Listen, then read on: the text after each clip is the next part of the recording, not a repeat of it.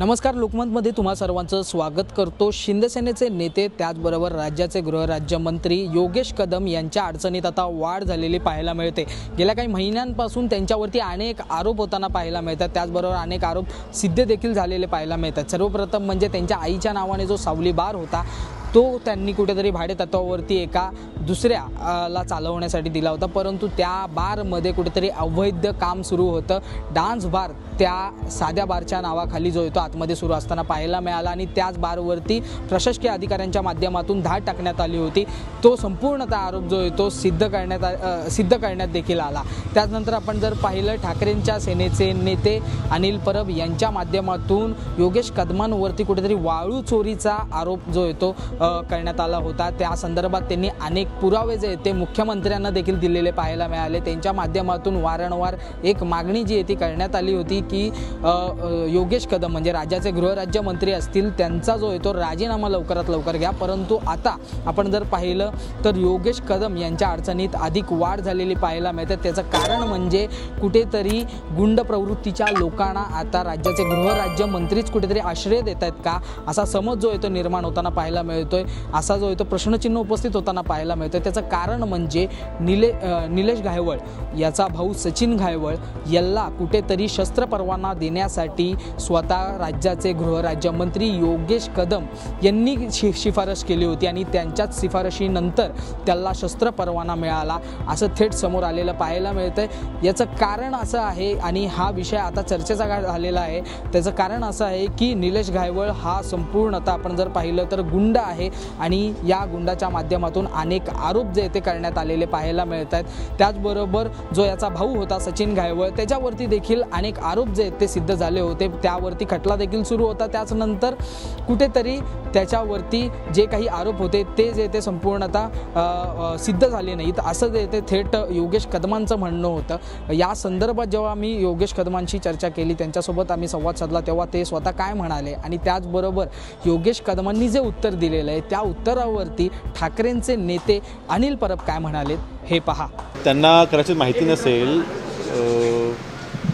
Licence issue करण्याचे म्हणजे licence जेव्हा इश्यू होतं ते संबंधित पोलीस आयुक्तांच्या सहीने ते इश्यू होत असतं। मी या बाबतीमध्ये पूर्णपणे सविस्तर माहिती आजच आवश्यक असल्यास आजच पत्रकार परिषद घेऊन मी आपल्याला सविस्तर माहिती मी देणार आहे। जे काल मी सोशल मीडियाच्या माध्यमातून स्पष्टीकरण दिलेलं आहे त्या बाबतीमध्ये विरोधक जे टीका करत आहेत, आता मी एवढंच सांगेन की मी या खुर्चीवरती बसलेला असल्यापासून प्रलंबित गुन्हे किंवा गुन्हे दाखल असलेल्या एकाही व्यक्तीला माझ्याकडनं लायसन्स देण्यासाठीची शिफारस झालेली नाही आणि या भूमिकेवरती मी ठाम आहे। गुन्हेगारी प्रवृत्तीला पुढे आणण्याचं काम आमच्याकडनं आजपर्यंत कधी झालेलं नाही आणि नाही कधी होणार आहे। आणि म्हणून जे काही म्हणजे गुन्हे दाखल होते, मग पोलीस आयुक्तांनी कळवलं होतं, मग गुन्हे दाखल असताना देखील लायसन्स देण्याची गरज काय होती, हे जे काही आरोप केले जात आहेत ह्याची सगळी सविस्तर माहिती मी स्वतः कागदपत्राच्या सोबत मी आपल्या सर्वांना देईन। ती वेळ मी नक्कीच आपल्याला सर्वांना कळवेन। परंतु मी पुन्हा सांगतोय, प्रलंबित गुन्हे असलेल्या व्यक्तीला किंवा गुन्हे दाखल असलेल्या व्यक्तीला मी खुर्चीवरती बसलेला असल्यापासून एकाही अशा व्यक्तीला मी लायसन्स देण्यासाठी मी शिफारस केलेली नाही।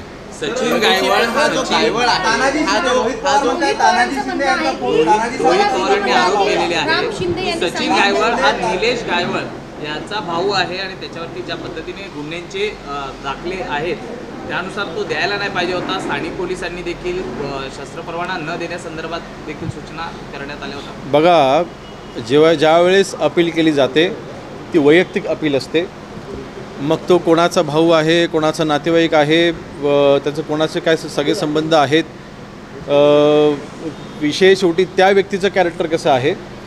आणि ह्या बाबतीमध्ये मी काल ते देखील ट्विट करून सांगितलेलं आहे की माहिती मी दिलेली आहे की जे काही गुन्हे सचिन गायवळवरती 15-20 वर्षापूर्वी जे काही त्याच्यावरती गुन्हे दाखल होते ते 2019ला सगळे गुन्हे हे माननीय कोर्टाने त्या सगळ्या गुन्ह्यांमधून त्यांची निर्दोष मुक्तता केलेली आहे।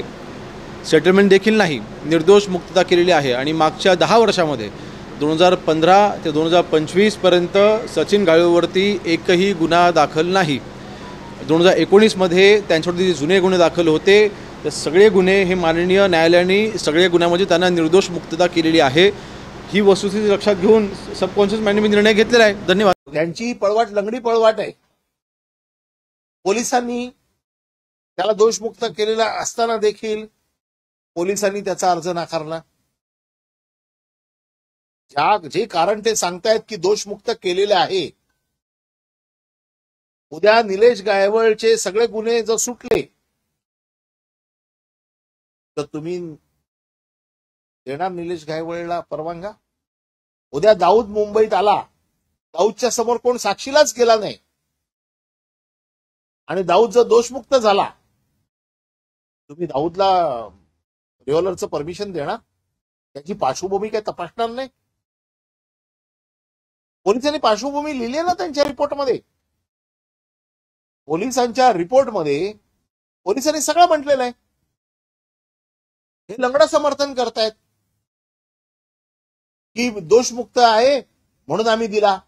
अरे पण तो गुंड आहे, वेल नोन गुंड आहे, वेल नोन गुंडाचा भाऊ आहे. आता त्याचा भाऊ देशातनं पळून गेलेला आहे.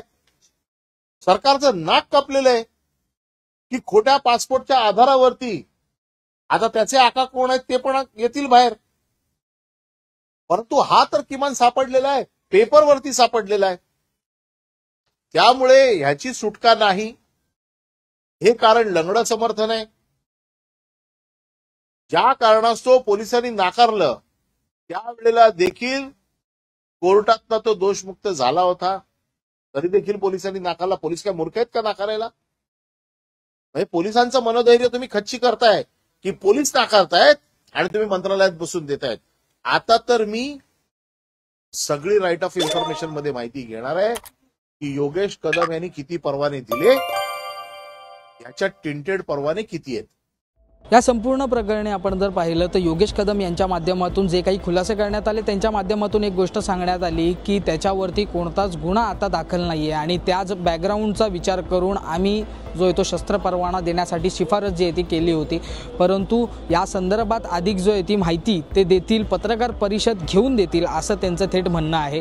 परंतु अजूनपर्यंत ही पत्रकार परिषद झाली नाही आहे आणि त्या संदर्भात अधिक माहिती मिळालेली नाही आहे. परंतु जेव्हा योगेश कदम यांचे वडील आणि त्याचबरोबर शिंदेच्या सेनेचे नेते रामदास कदम या प्रकरणी जेव्हा भाष्य करत होते तेव्हा त्यांच्या माध्यमातून कुठेतरी असं सांगण्यात आलं होतं की योगेश कदमांना हा शस्त्र परवाना देण्यासाठी कुठेतरी भाजपच्या नेत्याने जे आहे ते वरतून शिफारस केली होती आणि त्यांच्या शिफारशीने हा संपूर्ण शस्त्र परवाना देण्यात यावा यासाठी योगेश कदमांनी जो आहे तो हा शस्त्र परवाना दिला आहे असं त्यांचं म्हणणं आहे. नेमकं ते काय म्हणालेत हे पहा. योगेश कदम यांनी जो निर्णय घेतलाय तो समोर आलेले सगळे कागदपत्र बघून घेतलेलं आहे.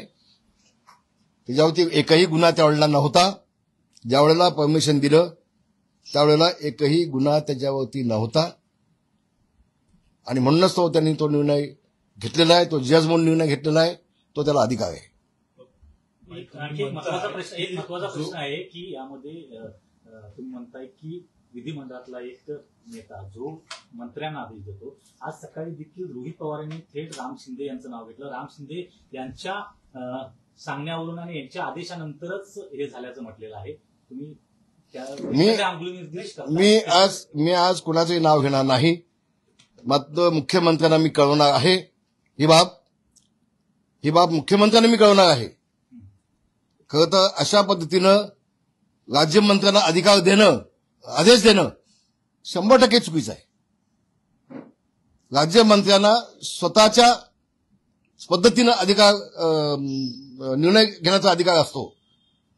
तर राज्यमंत्र्यांच्या अधिकारामध्ये हस्तक्षेप करणं 100% चूक आहे आणि मी ती मुख्यमंत्र्यांना बोलणार आहे. शिवसेना नेते रामदास कदम यांच्या माध्यमातून जे वक्तव्य करण्यात आले त्या वक्तव्यामध्ये ते थेट म्हणत आहेत एका विधिमंडळाच्या नेत्याच्या हस्तक्षेपानुसार त्यांनी हा निर्णय घेतला. म्हणजे स्वतः गृहराज्यमंत्री योगेश कदम यांच्या माध्यमातून जी घायवळ यांना शस्त्र परवान्याची शिफारस करण्यात आली होती ती एका नेत्याच्यामुळे करण्यात आली होती ते असं म्हणत आहेत. परंतु त्यामध्येच आपण जर पाहिलं तर आता खुद्द मुख्यमंत्र्यांच्या माध्यमातून योगेश कदम म्हणजे महाराष्ट्र राज्याचे गृहराज्यमंत्री योगेश कदम यांनाच क्लीन चिट देण्यात आलेली आहे.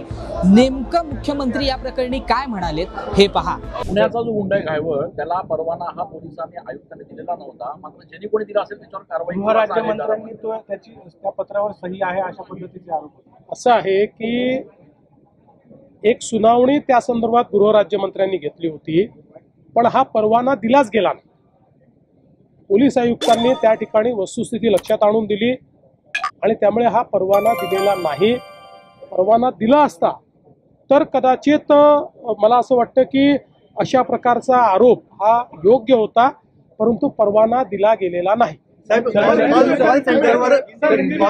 कारवाई केली सीबीआयच्या माध्यमातून त्यांनी अहवाल गृह विभागाला दिला अशी माहिती आहे. त्यामध्ये काही IPS अधिकारी अद्याप कुठलाही अहवाल सीबीआय कडनं राज्य सरकारकडे आलेला नाही. अशा प्रकारचा अहवाल आला तर त्याच्यावर कडक कारवाई केली जाईल. त्यामध्ये जर आपण पाहिलं आजचा दिवस फार महत्त्वाचा होता ह्या घडामोडींमध्ये, कारण की आजच्या दिवशी राज्याचे गृहराज्यमंत्री योगेश कदम हे शिवसेनेचे मुख्य नेते तसेच राज्याचे उपमुख्यमंत्री एकनाथ शिंदे यांच्या भेटीला गेले होते आणि यांची भेट ही शिंदेंच्या शासकीय निवासस्थानी मुक्तगिरी बंगल्यावरती होणार होती. जेव्हा योगेश कदम मुक्तगिरी बंगल्यावरती पोचले त्यांना आतमध्ये एंट्री देण्यात आली, परंतु शिंदे 2 तास योगेश कदमांना भेटलेच नाहीत असं सूत्रांच्या माध्यमातून सांगण्यात आलं आहे आणि त्याचं कारण अजूनही समजलेलं नाही आहे. परंतु ज्या काही चर्चा सुरू आहेत त्या चर्चेनुसार असं कुठेतरी समजत आहे की स्वतः शिंदे देखील आता योगेश कदमांवरती नाराज झालेत का. कारण की एकंदरीत जर पाहिलं योगेश कदमांच्या माध्यमातून वारंवार होणारा संपूर्ण म्हणजे हे जे वारंवार होणारे योगेश कदमांविरोधात खुलासे म्हणजे सावलीबारचा असेल, त्याचनंतर वाळू चोरीचा जो आरोप जो आहे तो अनिल परबांनी केला असेल, त्याचनंतर आता जर आपण पाहिलं तर एका गुंड प्रवृत्तीच्या माणसाला त्याला त्याच्या कुटुंबातील म्हणजे गुंड प्रवृत्तीचा माणूस म्हणजे आपण जर पाहिलं निलेश घायवळ आणि त्याचाच भाऊ सचिन घायवळ, या सचिन घायवळला कुठेतरी शस्त्र परवाना दिला आणि हा शस्त्र परवाना त्याला देण्यात यावा यासाठी कुठेतरी स्वतः गृहराज्यमंत्री योगेश कदम यांनी शिफारस केली. त्याचमुळे त्या अडचणीत जे ते आलेले आता पाहायला मिळत आहेत. स्वतः शिंदेंनी देखील त्यांना 2 तास तात्काळ ठेवला अशी माहिती जी आहे ती मिळालेली आहे. परंतु आपण जर पाहिलं त्याचनंतर 2 तासानंतर शिंदे आणि त्यांची भेट देखील झाली.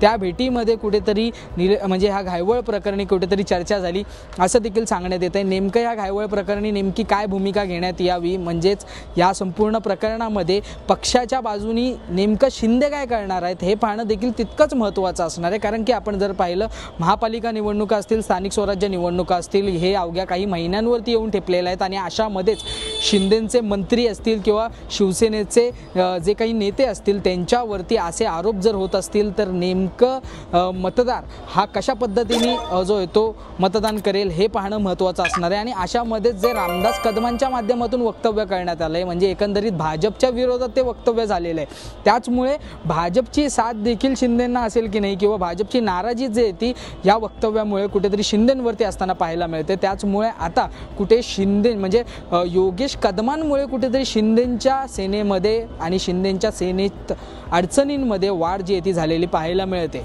मुंबईहून मी आदित्य जाधव, तुम्ही पाहता तर लोकमत.